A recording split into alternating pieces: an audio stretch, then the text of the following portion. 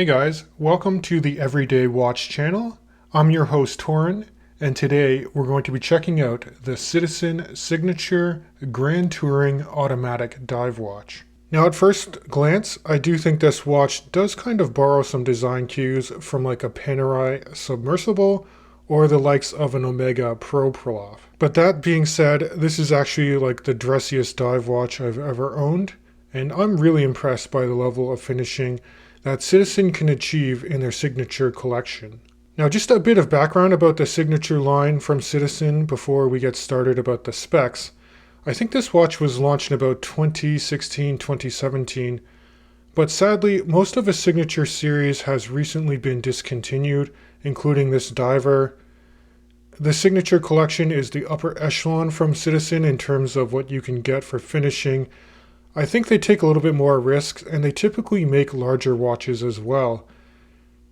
I've owned half a dozen of the Signature line, and the smallest case size was 42 millimeters in my experience, and it only goes up from there. Now that's not to say you can't purchase this watch if you'd like to. A quick look on eBay, and I did find that the site was flooded with some new old stock for this diver, or you can also buy them refurbished or slightly used.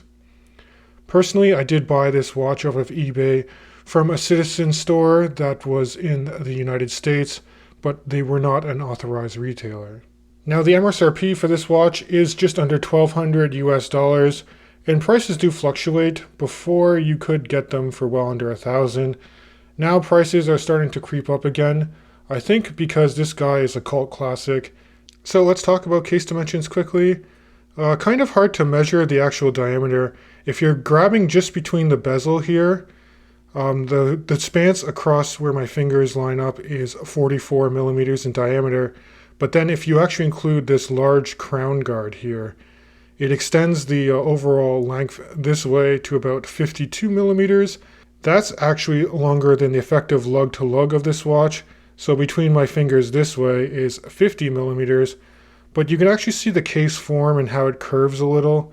And it has kind of a cushion style case, so it actually wears very planted on the wrist. Now this is a 300 meter diver, and the overall case height I measure at 14.4 millimeters. Now that includes the fact that this watch also has a display sapphire case back, and then you do have a flat sapphire crystal on the top side, which actually has some of the best anti-reflective treatment on both the top and underside for a watch in this price category. In fact, I did a quick comparison with this dive watch to my Breitling Super Ocean, and I'm really surprised at the level of clarity that Citizen can achieve with their crystals. It's very similar to what Swiss luxury brands like Breitling can do.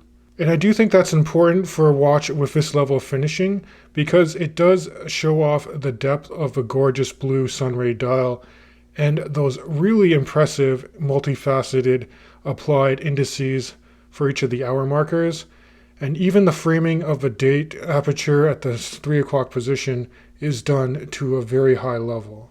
Now there's actually a lot of subtle details to this dial as well, not just that gorgeous furniture for the applied hour markers. This is actually what's known as a sandwich dial, and if you look closely at the running minute track, you can see the first 15 minutes is actually cut out and there's a red color there. And then for the remaining running minutes, you do have white, which is a really cool touch. And I like that they carried on the minute track as you get to the chapter ring, which adds some depth to the dial. And what I like that Citizen pulls off on all their dive watches is you don't have any alignment issues with the chapter ring or the bezel insert, like what you might find on equivalent Seiko Prospex dive models. Now even the hand stack is not your typical Citizen hand stack.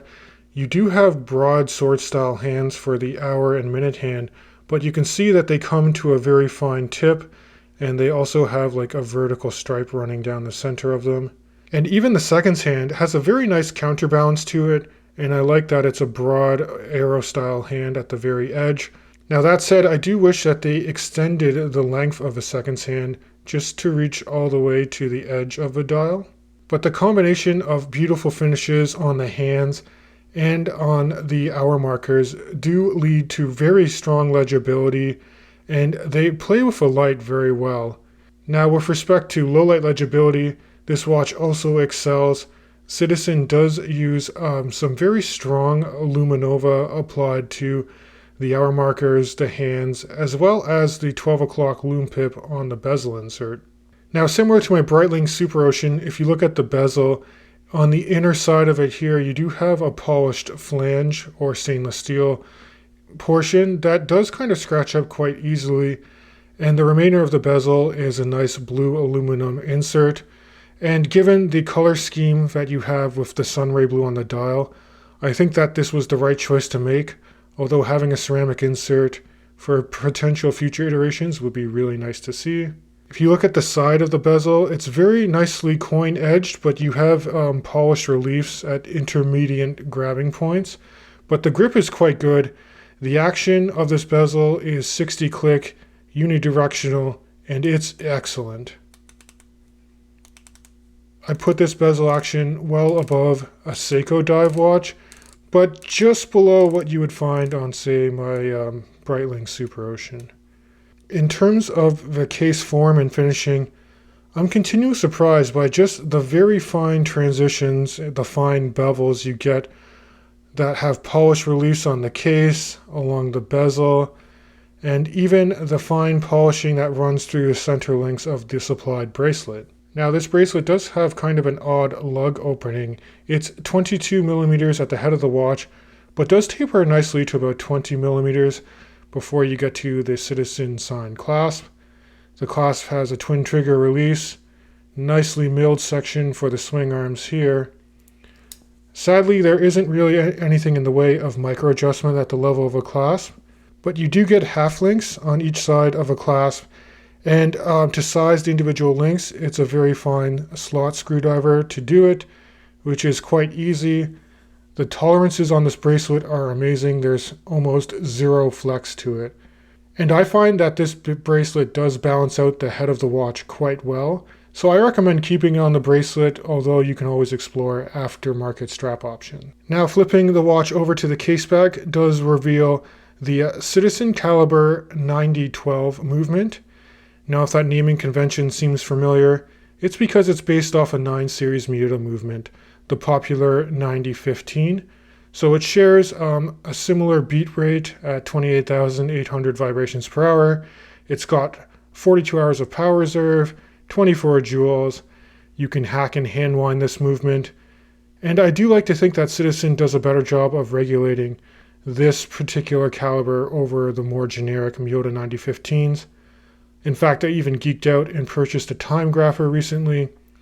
And on the time grapher, this watch is speccing in at about +2 to +4 seconds per day. And that timing deviation is actually recapitulated when I wear the watch on the wrist. Now, in terms of actual wearability, I do think that this watch wears quite well on my 19 centimeter circumference wrist.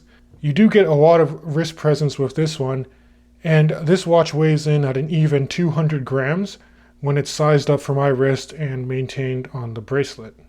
Now, I did self-proclaim that this watch was the dressiest dive watch I've ever owned, and I think that's the case, and it's almost the case to a fault. I do think some of the fine points of this watch are more aesthetic than actual functional. For example, with this oversized crown guard, while it does actually protect the crown, it doesn't function to actually improve the water resistance like the patented system you'd find on Panerai. This crown is actually screwed down independently of these guards or this additional bridge here, which you can actually pull out. Additionally, some of the polished reliefs I don't think do much, like for example that polished inner flange on the bezel. I would have preferred that they just made the font of the overall printing on the bezel just a little bit larger and removed the polished flange altogether. And lastly, I don't know that they needed to do a display case back for this movement. Now, I know that the Caliber 9012 is actually nicely finished for the price point, but the Miyota 9 series movement is not a large movement or very thick, and relative to the size of the watch, it looks disproportionately small in my opinion, so they could have potentially covered it up and kind of cut down on the overall height of the watch, in my personal preference. And on the topic of potentially revitalizing this watch, it would be amazing if they offered a titanium version of this timepiece, so it's a little bit lighter and maybe bring in the dimensions a little bit to say like a 42mm watch. If that type of watch existed, I think you would sell this watch like hotcakes. So at the end of the day, I do really like the risks that Citizen took with this signature diver. I think you do get a very good blend of form and function with this watch, and this is the watch I tend to lean for when I want something that's a little more dressy and not as harsh as some of the tool dive watches that I own.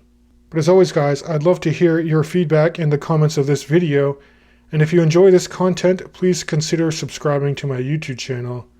And as always, I'll catch you guys in the next video.